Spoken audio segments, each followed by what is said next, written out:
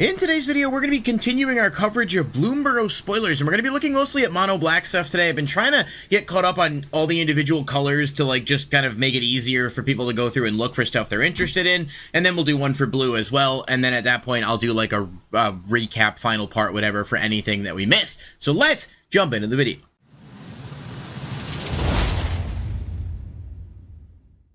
Everybody, thank you so much for being here, and as always, I really do appreciate each and every one of you that takes the time to watch. Bloomburrow has been doing really well for the channel, which is great. I think Assassin's Creed was just a bit of a blip. If you guys haven't seen the previous Bloomburrow videos, there will be a playlist that this video is included in. You can go and check them out.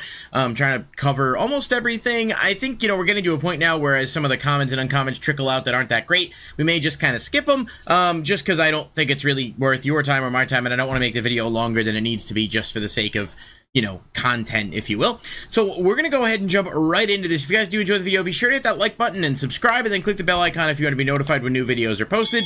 I try to cover everything as quickly and effectively as I can, so it's good for you to have a source to go. But we're going to jump in, and I got to tell you, man, this set just continues to impress me every day with more spoilers from the art perspective, from the thematic perspective, from the designs. I've said it a lot, and I'll continue to say it. It even seems like the majority of the internet is on board with this set, which is crazy, because getting the Magic community to agree on anything is pretty hard to do. Obviously, there are some people who don't like it, and that's fine, but I think overall the reception has been wicked positive, so that's great. But yes, let's actually look at the cards. That's why you're here, right? So we're going to start off with Bandits Talent. It's another new class, and it is 1 in a black, and of course, you gain the levels as you pay. So it says when it enters the battlefield, each opponent discards 2 cards unless they discard a non-land card. You can level it up for 1 black to, at the beginning of each opponent's upkeep, if that player has 1 or fewer cards in hand, they lose 2 life. And then you can level it up to level 3 for 3 in a black. At the beginning of your draw step, draw an additional card for each opponent who has 1 or fewer cards in hand. It's continuing the trend of these class cards being pretty good. Obviously, black has a lot of discard outlets. Cards like Thoughtseize and Waste Not definitely, will love having access to a card like this. Some additional ripping that gives you extra advantage, and especially in pods, because you can maximize that ability to draw if you have multiple opponents who have less cards in hand, if you're forcing them to discard and kind of ripping stuff out. Though I will say, playing a discard based deck, you're probably not going to be the best friend of anyone in the pod, but that doesn't mean it's going to be bad. Bone Cache Overseer is an uncommon that is 1 black. You tap, pay 1 life, draw a card. Activate only if 3 or more cards left your graveyard this turn, or if you've sacrificed a food. So literally the forage mechanic. If you foraged, you pay a life, you draw a card. Pretty good. It's nice for Squirrels to have another name. It's low cost, and it can generate resources each turn, which is pretty much what you're looking for in a card like that. Not sure how it'll be in a limited format, but it's definitely going to be a card that is going to be on the radar of people who are looking to build, the kindred squirrel decks, if you will. Darkstar Augur, man, the showcase version of this artwork is just unreal. I can't say enough. It's probably my favorite or second favorite of the non-anime style arts we've gotten so far. And this is 2 in a black creature, bat, warlock with offspring, 1 black, flying. At the beginning of your upkeep, reveal the top card of your library, put that card into your hand, you lose life equal to its mana value. There are a lot of cards in black that can do things to this effect. However, the offspring ability will give you 2 copies of this, meaning at the beginning of your upkeep, you're getting 2 cards into hand. Obviously, the loss of life is going to make it more problematic in certain formats where you don't have a higher life total, but in Commander, being able to play this is going to give you a lot of resources very quickly, and it's pretty damn strong overall, especially with flying. And of course, you don't have to cast it with offspring, but I don't know why you wouldn't, given, you basically pay 4 mana for 2 extra cards each turn, assuming they survive, as well as a flyer. So this is just a really good card. A lot of the bats have been very impressive, in my opinion, at least the ones that are like rare or higher. Downwind Ambusher is a skunk assassin, which I just had to mention because I think it's the first skunk card we've seen, and it's just... It's thematically very funny. It is 3 in a black with flash. When it enters battlefield, choose 1. Target creature an opponent controls gets -1/-1 until end of turn, or destroy target creature an opponent controls that was dealt damage this turn. So, not the greatest card ever, but it's a skunk with a weapon, which is just worth covering in and of itself, and certainly going to be a card that could be pretty good in limited, I think. I don't think there's enough skunks for there to be any conversation on kindred skunks, so that's just kind of out of the question, in my opinion, at this time. Now, Fell is a really strong card. It is 1 in a black sorcery that says destroy target creature.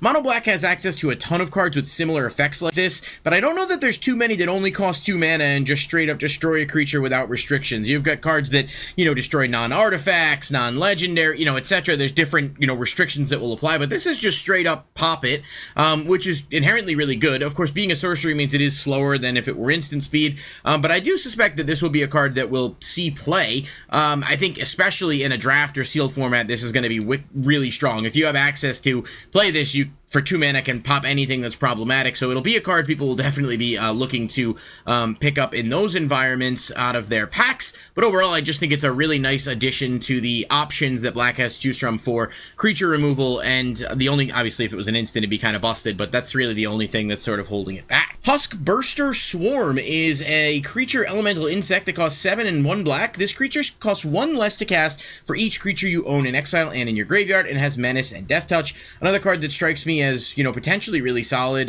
in a limited format, because so many of your cards with the foraging mechanic and stuff are going to be exiling things late in a game. This could be quite useful if you can bring it out for a low cost, and with Menace and Death Touch, it's not the easiest thing to get over.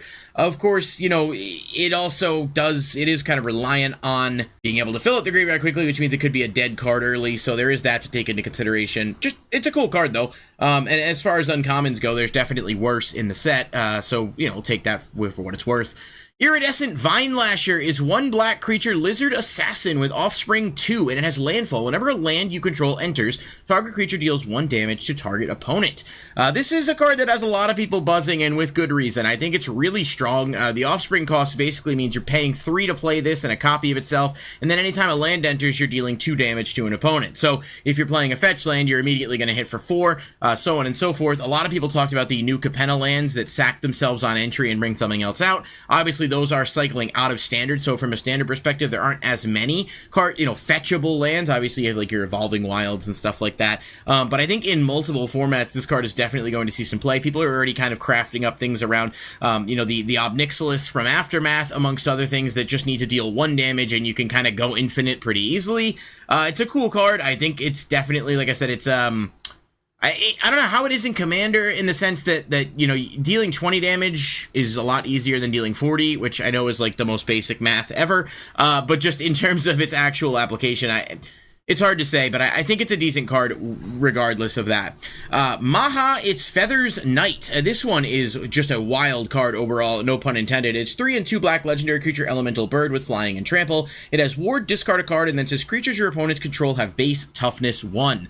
Now what's really cool about this, of course, is that it can turn a lot of your cards into essentially board wipes. Cards that deal 1 damage to each creature an opponent controls or something to that effect. This is going to be devastating for that, and I think you could actually kind of build around it. I don't know where it fits into the standard aspect of things, simply because of the fact that it does cost 5, which is pretty steep, and it's not necessarily as strong as like a Sholdred or as oppressive as a Sholdred, but it can definitely be really good, and I think in Commander, for sure, there are plenty of ways this card's going to have application. I've said this before, I'm not an expert on some of the other formats, Pioneer, Legacy, etc., so I don't really like to comment on them too much because I don't want to put misinformation out there, but I'm sure there are probably going to be some applications for it there as well. And it's a really well designed card, I think, overall, with some unique kind of pressure application, if you will. Moonstone Harbinger is 2 and a black, flying, Death Touch. Whenever you gain or lose life during your turn, bats you control get +0/+0 and gain Death Touch until end of turn. This ability triggers only once each turn. Pretty low to the ground in terms of its cost, and easy to spam bats with some of the cards we've seen, plus I'm sure there will be more on the way. There's a cave card that I'm blanking on the name of from Lost Caverns of Ixalan that I'll pop on the screen. I just can't remember what the name of it is, that makes bat tokens. So if you can kind of trigger that and turn them all into flyers with Death Touch and the +1 buff, that can ping for a lot of damage pretty quickly, and just overall it doesn't cost a ton. So this is a good one. This is definitely a card that's going to be really good in sealed. Osteomancer Adept is 1 and a black squirrel warlock with Death Touch. You can tap it until end of turn. You may cast creature spells from your graveyard by foraging in addition to their other costs. If you cast a spell this way, that creature enters with a finality counter on it. So to forage, you either sacrifice a food or exile 3 cards from the graveyard, so you can essentially sack a food and then pay the cost to cast a creature spell from your grave, which is pretty powerful. Of course, you can also do the exiling, which is basically like giving it a form of escape. Not a bad card at all. Getting the finality counter does mean it'll, it's exiled after it if it goes away, so in case anyone's unfamiliar with that terminology, but it's really strong, and the Death Touch is a little bit of icing on the cake, so just overall a pretty good card. Season of Loss is 3 and 2 black sorcery. Choose up to 5 paw prints worth of modes. You may choose the same mode more than once. Each Each player sacrifices a creature, draw a card for each creature control that died this turn. Each opponent loses X life, where X is the number of creature cards in your graveyard. So, I mean, there are a lot of different ways to play this. You can make each player sacrifice 3 creatures and then draw a bunch of cards off of the second effect. You know, it's going to be 3 and 2, so it'll be 5. Pretty damn good. Overall, it's just solid. That last effect, too, later in a game could definitely be powerful, but I think the first 2 effects are probably going to be the more useful applications unless you're pushing for game. I don't know. You guys let me know what you think of Seasonal Loss in the comments down below. Stargaze is the last uncommon we're going to cover in this video. It is X and 2 black sorcery. Look at twice X cards from the top of your library, put X cards from among them into your hand, and the rest into the grave. You lose X life. So, if X is 2, you look at the top 4, you put 2 in your hand, the rest into the grave, and then you lose 2 life. Just to kind of give an example of how that one's going to work.